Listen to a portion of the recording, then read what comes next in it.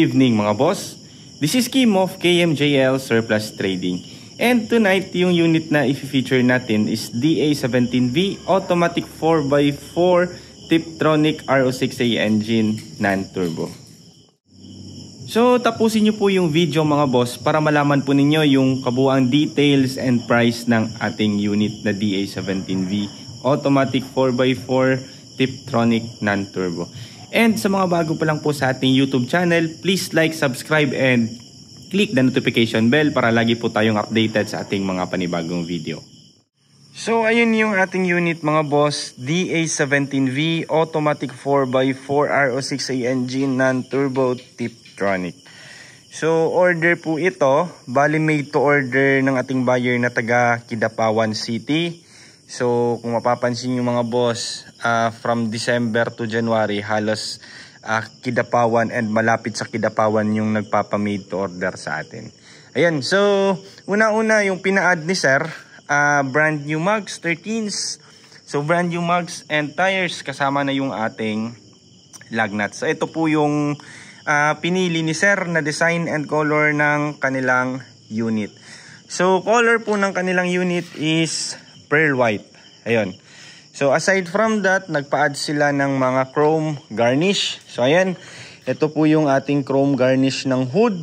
Meron po siyang tatak ng Suzuki. And meron din po silang pina-add na chrome cover ng mga door handle. Ayan. So left and right, and yung dito sa likod. Ayan. So nagpa-add din po sila sir ng plate holder.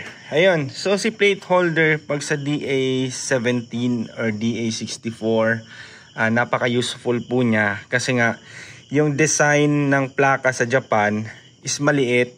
So yung design din ng kanilang bumper is maliit din. So kung hindi tayo gagamit ng plate holder, kasya naman yung plaka natin dito sa Pilipinas. Kaso nga medyo mafo-fold siya ng konti kasi nababangga dito. So purpose ni plate holder para hindi po ma-fold yung ating plaka dito sa kanilang gilid. Ayan. So DA17V, pag sinabi nating DA17V mga boss, yung taillights po ni V-Series is kaparehas ng DA64V.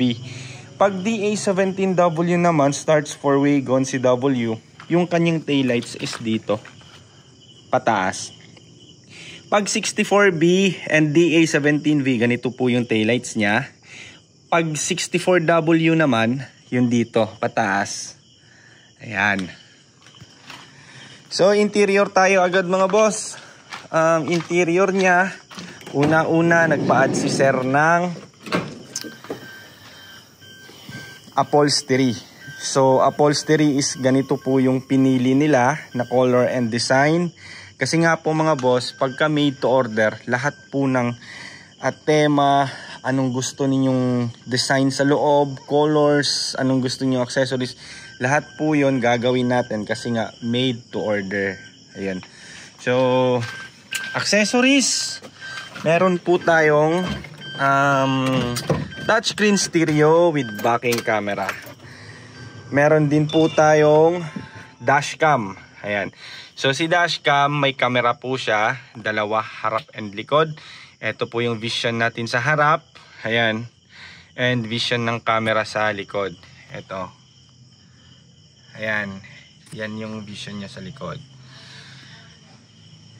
And then meron siyang touchscreen stereo with backing camera. So yung yung touchscreen stereo natin, meron po siyang USB, meron siyang auxiliary, meron siyang FM, meron siyang Bluetooth. Ayun, and meron siyang backing camera. So backing camera, pag ni-reverse natin ang ating shifter, automatically lalabas yung vision natin sa likod. So Tiptronic po to. Ayan, palagi po natin tong sinasabi dito sa atin sa KMJL, yung ating shifter is converted galing dito to dito. So meron namang ibang nagko-convert dito na hindi nila kino-convert. I don't know anong reason nila, anong pamamaraan nila, pero ayun nga sir, palagi kong inuulit, iba-iba po kami ng mga pamamaraan. So nire-respeto po natin 'yan. So ayun, sinishare ko lang sa inyo na dito sa amin kasama po tong kinu-convert yung ating shifter. So para naman at least yung ating interior is mag-ambience siya na parang commercial. Ayun. So another accessories niya mga boss, meron po siyang water temperature gauge. So halos lahat po ng umu-order sa amin ng unit, mapa-made to order, mapa-finish, or sometimes may kumukuha sa amin ng as is converted unit, hindi po ito mawawala ang ating water temperature gauge. Kasi nga po, yung ating design ng panel gauge ng mga DA units natin is wala po siyang analog na naka-design for water temperature dito, or kahit yung digital or yung parang bars, wala pong ganon. Gasolina lang po yung meron dito sa ating panel gauge. So sa tulong ni water temperature gauge, mamomonitor natin, may guide tayo sa ating temperature ng engine and water temperature. So meron po tayong guide tuwing naglo-long drive tayo, kung sakaling minsan kasi mga boss, may mga pangyayari kasing mga unexpected na halimbawa na overheat tayo, kasi mga common cases po ng mga pangyayaring ganyan is nag-refill tayo ng tubig, nagkarga tayo ng tubig ng radiator. Minsan po mga boss, nakakalimutan ni owner na isarado yung ating takip ng water reservoir. Mga ganung bagay mga boss, nagkukos yun ng overheat. Minsan kasi hindi natin napapansin na nag-overheat na yung unit natin. So pag naging worst yung nangyari, masisira yung engine natin. Unlike pag may water temperature gauge tayo, may guide tayo kung mainit na ba yung makina natin or hindi. So yung ating water temperature is nagkakahalaga lamang ng 1,500, pero halos buong biyahe na natin, sobrang laking tulong ng ating 1,500 na water temperature gauge.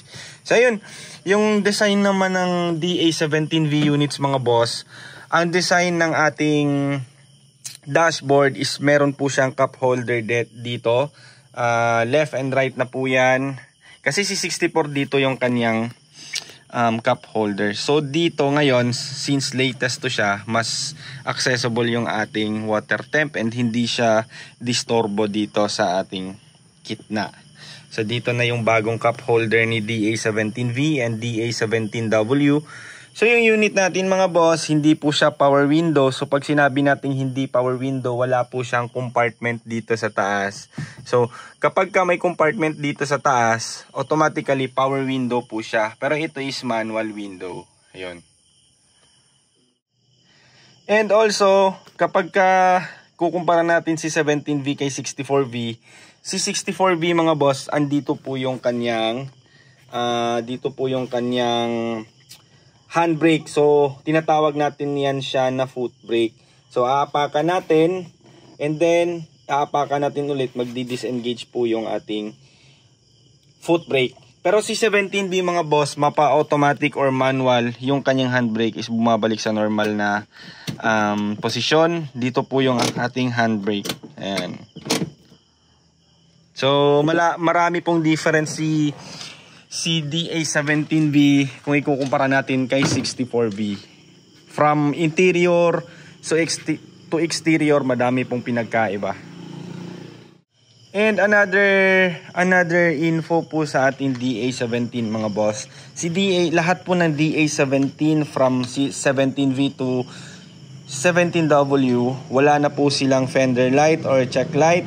Kasi nga po yung design ng headlight ng ating unit na DA17V is andito na po, yung may design na po siya dito na pang consider natin as fender light or signal light. So ito po yung bulb niya, nakikita na po dito kasi nga medyo pa curve yung design niya. So ayun, wala po siyang check light. So since hindi po siya power mirror, hindi din po siya power window. So automatically hindi po power window pag hindi po power mirror. Pero pag may nakita po tayong power mirror, automatically power window po yan. But meron din namang unit na DA17 na power window lang pero walang power mirror. So ayun.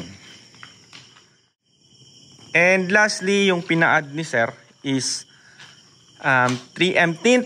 So all black po siya since pearl white po yung unit natin. Although yung ating harapan ng mga tint is clear vision pa rin siya or light vision kahit gabi. So mas pinili natin na mag all black since pearl white or white yung ating unit para po mas maangas yung kanyang pormahan. So may contrast po siya, and si black glass kasi mga boss pag mga light color nagbibigay siya ng kintab sa ating body color. So mas na-emphasize po yung color natin pag all black yung ating salamin. So depende din po yan sa ating color na pinili. Ayun, so yung ating unit mga boss is pearl white yung color. Mapapansin nyo, napaka-decente po ng kulay niya. Yung forma niya mga boss is napakalinis yung ng setup. And yung kanyang mugs is bumagay talaga yung kanyang design and color na color black na may ternong copper. Ayan, so ayun, based sa aking mga napansin, kapag color white kasi yung ating unit is medyo parang malaki tingnan yung unit natin kasi nga mas ma-emphasize kasi yung sukat niya kung color white yung ating unit. Ayan, so tingnan natin sa bandang likod ang kabuang likod ng ating unit na DA17V. Ayun, so napaka-sexy talaga mga boss. Pero depende pa rin yung made to order, depende pa rin sa color na gusto ninyo. So yung likod niya, meron din po siyang pina-add pala na set of matting.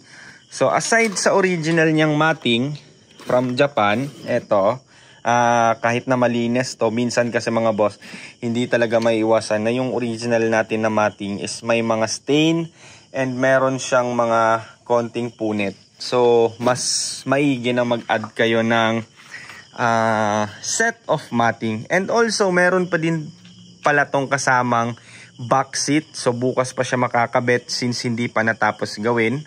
So meron po siyang kasamang back seat sana sa left and right, but hindi na po nasama ngayon sa video. So yun, meron din po siyang pina-add na dalawang electric fan. So laking tulong po na electric fan, although yung ating DA17V is tawag yan, malamig yung aircon and umaabot talaga dito sa likod na part. Minsan kasi sa init ng panahon, mas nakakatulong si electric fan na yung buga ng lamig ng aircon sa harap, mas mapapadali niyang ma-deliver dito sa likod kasi hinihigop niya and binubuga papunta dito sa likod. Ayan, so yun po yung mga accessories na pina-add ni sir sa DA17V automatic 4x4. And before natin talaga nire-release yung ating unit, nagsasagawa tayo ng pangmalakasang test drive. Either pinupunta natin sa Katigan, yung mga patarik na lugar, Eden Nature Park. Minsan naman pag may extra time tayo, pinupunta natin sa Kapatagan, Davao del Sur. So from Davao City to Kapatagan, Davao del Sur, approximately nasa 120 kilometers kung hindi ako nagkakamali. So nasa mga 1 oras din yung akyatan niya. So in that way, matetest talaga natin ang power ng ating engine, kung meron bang nagmamalfunction, kung barado ba yung mga tubig. Also pagpabalik natin pababa, natetest natin yung ating brake kung nag-i-stack up ba or hindi. Ayan. So presyo mga boss, umabot po yung ganitong setup ng 280,500. So ayun, kung magtataka kayo bakit hindi po usual na presyo yung presyo nito, kasi nga po automatic 4x4 po yung ating unit. So madalas po sa binablog ko na mga DA17 unit mga boss is 4x2 lamang. So ito po 4x4 units, kaya po medyo may kataasan yung kanyang presyo. And loaded na po yung unit. So ayun, ulitin ko lang, DA17V automatic 4x4 RO6A engine, non-turbo, Tiptronic. Ayun, so maraming salamat po sa panonood and sa patuloy na pagsusuporta sa KMJL Surplus Trading. Sa mga gusto pong magpa-quotate, mag-inquire, magtanong, may mga tanong po kayo sa amin sa quotation ng units, message lang po kayo sa aming Facebook page na KMJL Surplus Trading. And ayun, minsan nga po matagal kayong ma-replyan sa aming Facebook page kasi nga sa sobrang daming inquiries, naglalaan kami ng isang araw na replyan kayong lahat. So kung nagmamadali kayo mga boss, pwede po kayong mag-message sa aming Facebook account, personal Facebook account, Kim Luis Busalya and Kitty Gadji. Yan po nakikita nyo ngayon sa screen. Yan po yung aming Facebook account. Message lang din po kayo dyan para mas madali po kayong ma-replyan. And maraming salamat po.